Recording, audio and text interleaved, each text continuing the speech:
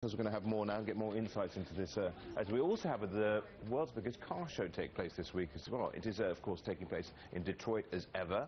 But what about the Chinese car market as it continues to grow ever more important? Bill Russo is with me now, founder and president of Synergistics. Bill, thanks very much indeed for joining us. So demand there is insatiable over the course of 2011. Does the pattern of that demand change in any way in China? Yeah, I think the development of the market has evolved from first-time buyers buying sedans into increasingly savvy consumers looking for a variety of different types of products and the vehicles that they're shopping. Yeah, and we continue to outstrip the US here, and you're saying that people are becoming more savvy. How does that savviness manifest itself? Well, I think, first of all, you have to look to the diversity of the types of buyers that are out there. You have a lot of younger female buyers that are looking for things other than what their parents may have purchased. Sedan cars were very popular in China for a long time. You're starting to see the rise of products like sports tours, crossovers, and SUVs as becoming a high-demand segment. Yeah, and with it, I mean, we've got such a number of players there right now. Is there genuine competition in China? You have what I call hyper-competition in China. Virtually every multinational car company is present in China. They have a very competitive marketplace to face off against, and you've got all of these emerging local Chinese companies going after that business as well. So the challenge is on to continue to maintain aggressive positioning and pricing in the marketplace. On top of that, you've got a lot of capacity being installed to go after this growing market. Yeah, and also, I guess, where do you make your money here? Because, I mean, margins must be so tough. Do they actually, at the end of the day, sell a car for essentially cost and hope that the aftermarket, servicing, et cetera, is going to make them the money at the end of the day? Well, that's certainly true in every other market.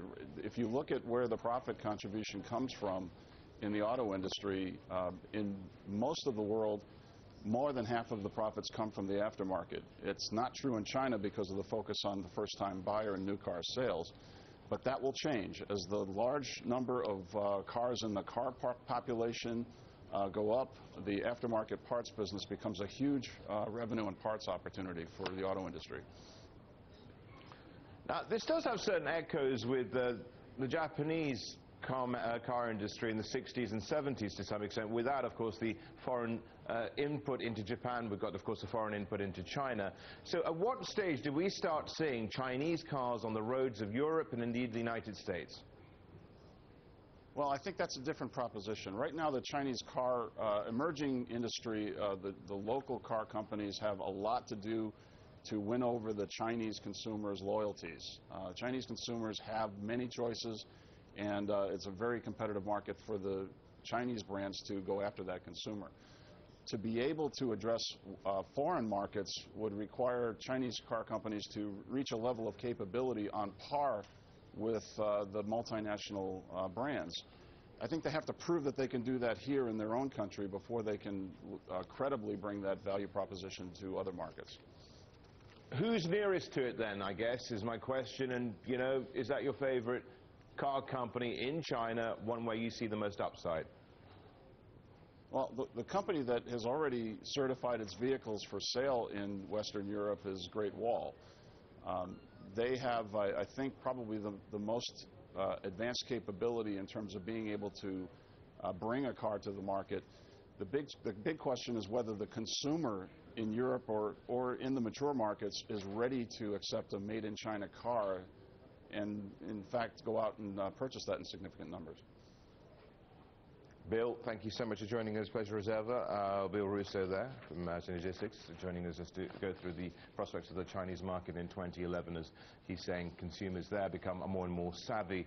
And indeed, we see just growth continuing in a market which he describes as being characterized